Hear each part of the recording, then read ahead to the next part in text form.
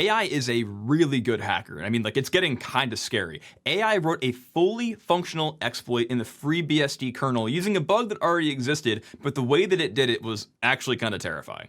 So the vulnerability talking about here today, guys, is 2026-4747. Again, not found by the AI, but exploited by the AI, which is a vulnerability in some protocol in FreeBSD. When you go to authenticate against the RPC daemon in the FreeBSD kernel, there's your traditional stack-based buffer overflow, where when you send it this header to authenticate with the server, this is all a pre-auth attack surface.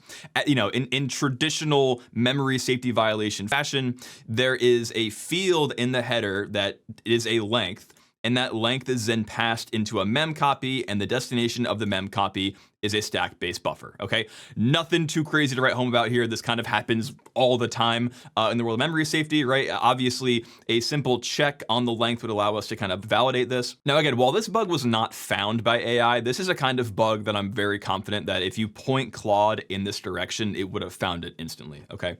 Now, what gets really, really insane is the ability for the AI to write an exploit that takes advantage of this thing called ROP, return. Now, what's cool about this is the researcher that did this actually left all of the prompts they gave the AI to make this exploit. A lot of these are just kind of setting the stage for the scenario and then setting up the environment. It only took like 20 or so prompts of them going back and forth to get the exploit working, and then the end here is kind of them just cleaning up the write-up. It took less than, I think, 20 prompts to get the AI to write a fully functional exploit that exploits a kernel vulnerability. To understand how insane this is, we have to go into what return-oriented programming actually is and why it's so important for the world of people who write exploits. Return-oriented programming is this exploitation technique where you use snippets of code that already exist inside of a program to run code on your behalf as an attacker, right? So for example, if you have a stack-based buffer overflow, what you are able to do is use the control of the stack to overwrite this thing called PC, right?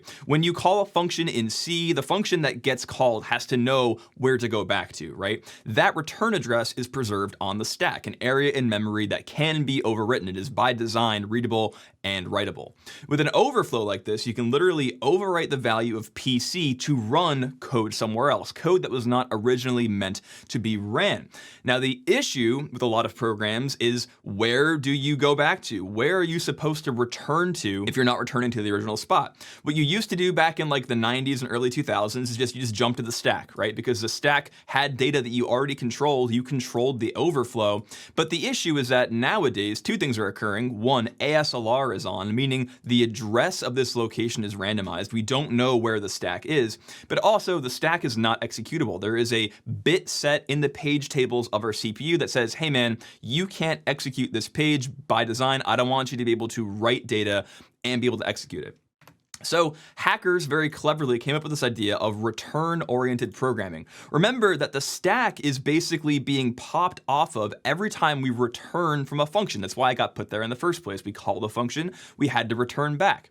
Now, what if there were other snippets of code in our program that did the return also? Maybe this pop RDX ret gadget or this move RDI RDX gadget. Notice that they all end in ret. What we can do is point the address of our program to other spots in the program that do this mechanic and use these little gadgets to write our own program. This was groundbreaking when it was discovered, this technique of using other code, because you effectively took code that was already marked executable and ran it the way it was intended to run, but it did your own bidding. And so Claude, the AI, knew how to do this. The Claude AI came up with a strategy to achieve remote kernel execution by doing return-oriented programming.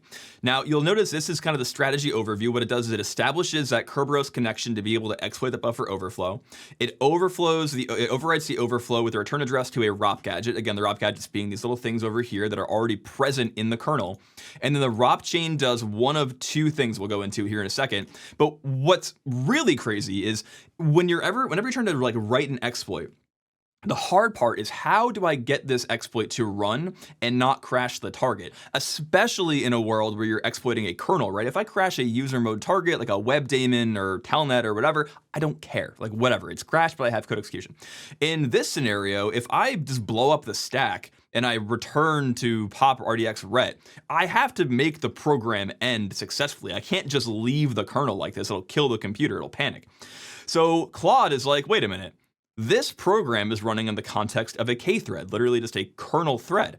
So all I have to do is ROP out to K thread exit, and then K thread exit will clean up the stack and all the stuff. It'll kill the thread, and it'll cleanly just run the code without killing the kernel.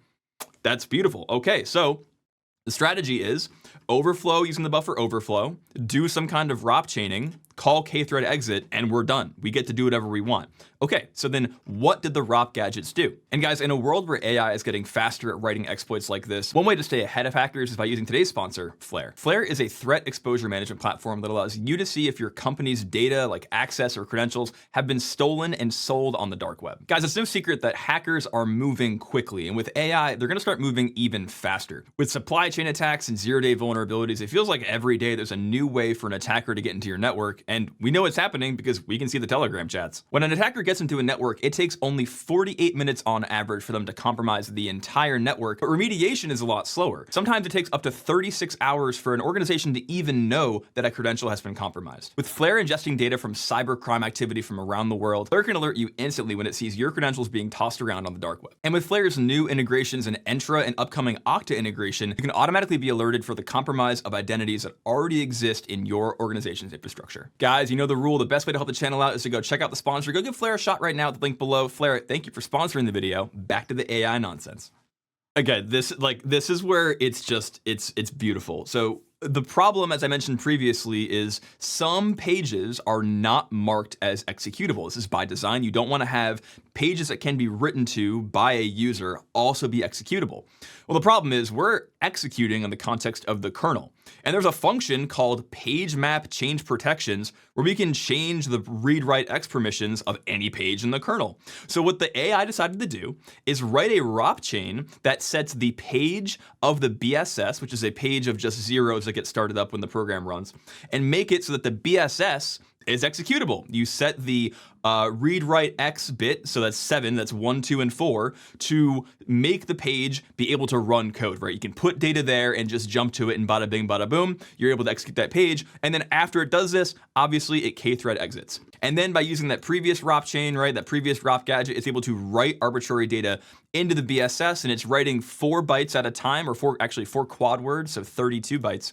And then it's just doing this over and over and over again, writing data into the BSS, and then finally it writes one more and then jumps to the shellcode, getting shellcode execution in the kernel using ROP. What the shellcode does is it sets up a kernel process to run binsh, and obviously that binsh, when it spawns, will spawn as root, right? So nothing too crazy to talk about here. This is kind of traditional shellcode stuff. But again, the fact that it occurs from the kernel using an AI exploit is absolutely bonkers. If you want to go actually read the full exploit end to end, it's a Python script written by AI that does what we said, right? So it has all of the addresses of the kernel base. This was possible, by the way, because in FreeBSD, I guess kernel ASLR is like not enabled by default, so that's kind of crazy. The address of the kernel BSS, where the shellcode would go, all the addresses of all the gadgets here based on the version of KBS or FreeBSD that it's exploiting. And then eventually what it has, these functions, I'll go into it here in a second. It has these functions that do ROP to PMAP and exit. So this is it setting the permissions of that page to 7. And then this is the ROP chain where it writes the quad words to the BSS. And then this is the exploit itself that eventually jumps out to the shellcode and executes it.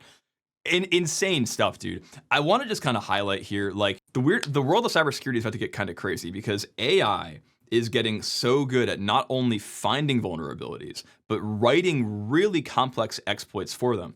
I think in the long run, what's going to actually end up happening is that through AI tooling, we'll be able to make code safer just through having the AI testing more software at scale. But we're about to enter this really weird kind of like transient period where code is just being exploited nonstop by AI, because I think I'm a pretty decent reverse engineer. I know how to do the traditional open a binary in Ghidra, find bugs and exploit them thing.